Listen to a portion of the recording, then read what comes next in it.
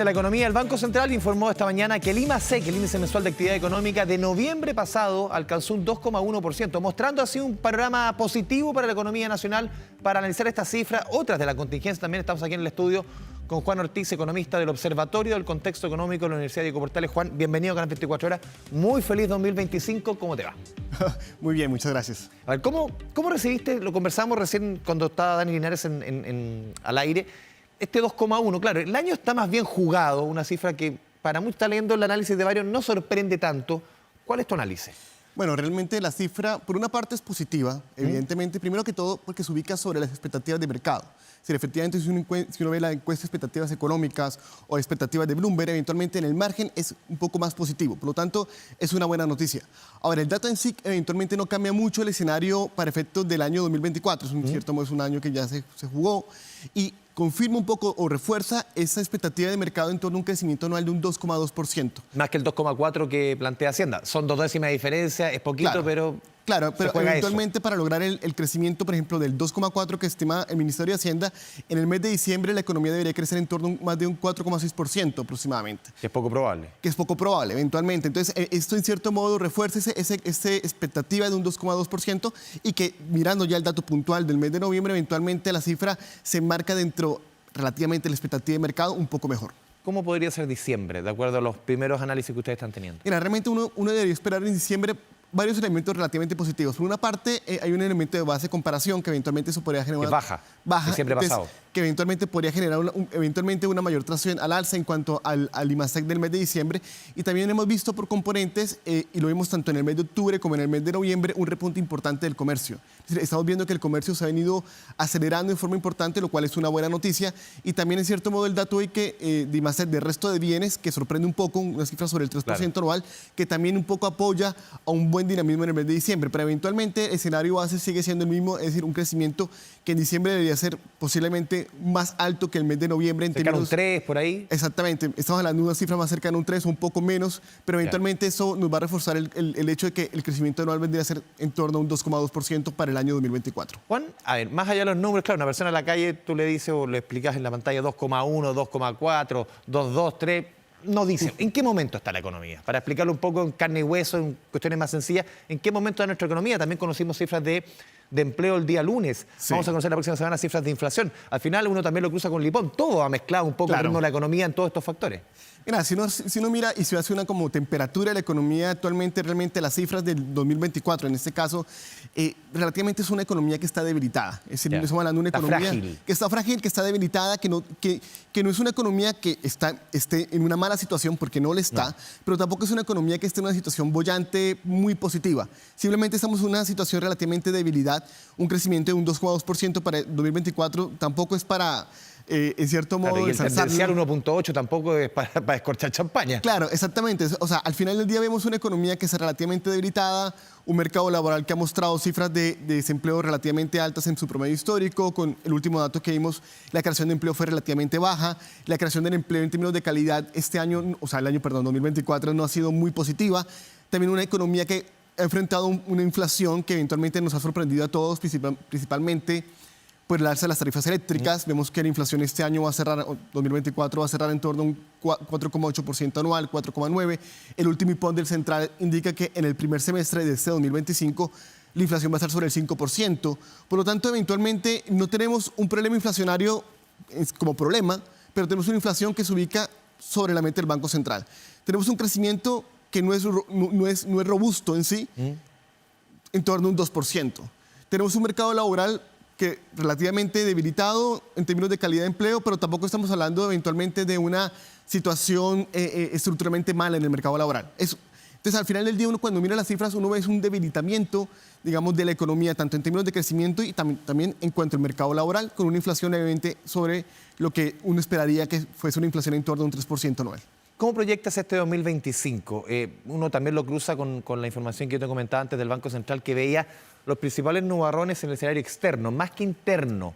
¿Cómo ves tú el 2025 para nuestro país? Claro, eventualmente cuando uno mira acá el 2025, lo que uno podría ver es que primero la incertidumbre a nivel internacional ha ido aumentando. Eso es un elemento que impacta mucho a Chile. ¿Por qué? Porque es una economía abierta, tanto en comercio como en flujos de capitales. Por lo tanto, ese escenario de factores geopolíticos, cambios o posiblemente una guerra comercial que se pueda avecinar a partir de las, digamos, expectativas del cambio del presidente Trump en cuanto a los aranceles, por ejemplo, impactan. ¿Sí? Entonces, todo ese escenario ha hecho que eventualmente la situación externa sea un poco más, eventualmente, más incertidumbre. Y a nivel local, lo que uno observa es que eventualmente no hay motores que permitan potenciar un mayor crecimiento real de la economía. Es decir, si uno mira el escenario central del banco, estamos hablando de un crecimiento en torno a un 2% para el 2025. Es muy parecido a la hora, es como una economía gris, chata, como que, claro, no está, como decías tú, no estamos en una crisis, tampoco estamos arriba, estamos con una situación como que un marasmo. Exactamente, como un debilitamiento, y eso y lo que creo yo que es negativo es que en cierto modo ha habido como una especie de acostumbrarse a que estemos ahí funcionando, que eventualmente es bueno. Ahora, es cierto que la economía chilena logró sustentar o, digamos, eliminar los desequilibrios macroeconómicos que se dieron hace años atrás, pero ok, ya esa parte eventualmente se ha hecho relativamente bastante bien porque hay una institucionalidad que lo ha permitido hacer, un banco central autónomo, una política fiscal que ha funcionado relativamente, pero eventualmente no se notan cambios que permitan decir vamos a potenciar esta inversión, vamos a mejorar la productividad de la economía, vamos a reimpulsar como este apetito de un mayor crecimiento. ¿Y qué teclas ahí se deben tocar? Se habla mucho de la inversión, veíamos que para este año ya la inversión va a caer, de acuerdo al Banco Central, cerca de 1,3%. Para el próximo año se esperaba, hace algunos meses, un alza de la inversión sobre el 5%. Ahora ya la proyección es sobre el 3% nomás. Sí. O sea, ¿qué teclas, qué cosas tienen que cambiar para que este escenario que tú planteas más a futuro cambie? Mira, yo creo que eventualmente aquí, obviamente, primero que todo, aquí no hay una bala de plata que te diga, vamos a hacer esto y eventualmente la economía va a repuntar. Aquí hay un conjunto de acciones que eventualmente aquí, primero que todo, es alinear los objetivos donde el crecimiento económico sea el elemento central de la discusión de la política económica. Primero entender que el crecimiento es lo primero. Exactamente. Y para lograr eso, creo yo que inclusive buena parte de la solución ni siquiera responde a la propia economía, responde a la política. ¿Por qué? Porque eventualmente un país, para lograr potenciar su crecimiento a través del tiempo, necesita siempre realizar reformas. Y reformas estructurales en diversos mercados, porque la economía va cambiando, la sociedad va cambiando y las necesidades de modificar ciertos elementos e incentivos están siempre presentes. Lamentablemente en Chile hay una situación política que no permite lograr ese tipo de acuerdos. Atomización, muchos partidos, parlamentarios díscolos, cada uno por su paño. Y eso hace muy difícil la discusión de reformas emblemáticas para que el país pueda crecer. Siempre en la economía va a haber en la política hay un conflicto inherente, porque es parte de la política, pero también la política es necesaria el acuerdo para ponernos de acuerdo, por lo menos la mayor parte, para lograr ese tipo de cambios. Por lo tanto, en la reforma que actualmente está impulsando el Ejecutivo, se tiene que potenciar, es decir, necesitamos tener un Congreso funcional que permita discutir los elementos claves de la economía para lograr acuerdos. ¿Por qué? Porque eso en cierto modo reduce la incertidumbre futura.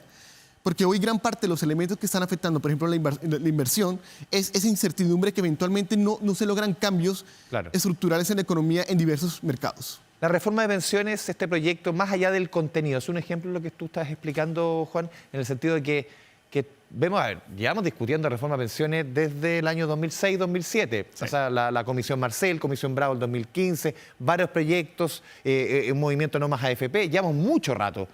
Pero muchos sienten que este es el minuto, si no en el gobierno del presidente Boric no se va a lograr nada respecto a esta reforma.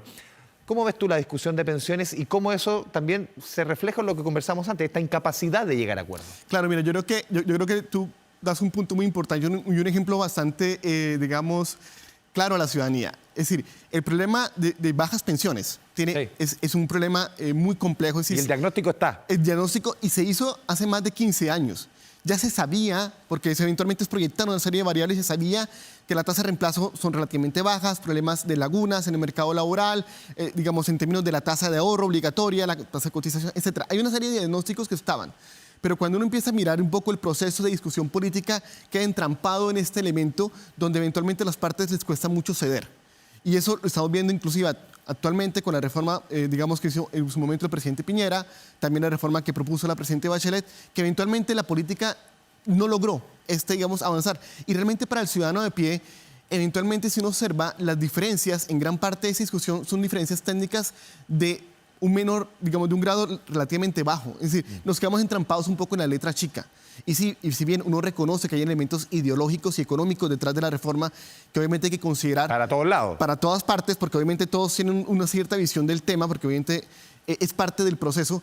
Lo que yo creo que la ciudadanía sí demanda es decir, bueno, pongámonos de acuerdo sobre lo fundamental. Lo fundamental es cómo tenemos un mejor sistema para que eventualmente las pensiones actuales y futuras sean mejores para los ciudadanos. Y el hecho de que eventualmente esta reforma, hay una posibilidad de que no fructifique, eventualmente sería obviamente un impacto muy negativo en cuanto a la calidad de la política y la forma como las personas perciben la política en su día a día, porque simplemente perciben que la política no funciona, porque no logran ponerse de acuerdo para hacer cambios importantes. Y yo creo que parte del proceso que eventualmente se da en esto es no solamente la discusión política propia, sino esa gran dispersión que tenemos hoy de partidos políticos en el Congreso. Juan, conversamos antes del tema de inflación, también lo reseñaba el Banco Central en su último IPOM, entregado hace un par de semanas, respecto al tema del dólar, el efecto en los salarios, en la inflación también, Sí. el salario mínimo. ¿Cómo ves tú el tema inflacionario? ¿Coincides con el Banco Central? Claro, hay un elemento dólar. ¿Cuánto nos va a afectar el dólar que está los últimos días nuevamente coqueteando los 1.000 pesos? ¿Cuánto también afecta en esta conversación de la inflación el tema salarios? ¿Por qué? Porque el salario mínimo va a subir a 512.000 pesos. Ya subió de por lo menos cerca de un 20% en los últimos año y medio. ¿Cómo ves tú esos factores y cuánto va a incidir? Claro, para todos quisiéramos tener un salario mínimo lo más alto posible, pero eso incide en la economía. Incluso la CUT ya está, la petición de la CUT es terminar el gobierno del presidente Boric con un salario mínimo en 630.000. Sí. ¿Cómo ves tú todo ese guiso, entre comillas? Claro. Bueno, el tema del salario mínimo siempre es complejo para, digamos, abordar el tema, pero aquí hay una parte que yo creo que hay que dar un paso atrás. El tema, en gran parte del salario mínimo, esa percepción es, la pregunta es, ¿quién gana el salario mínimo?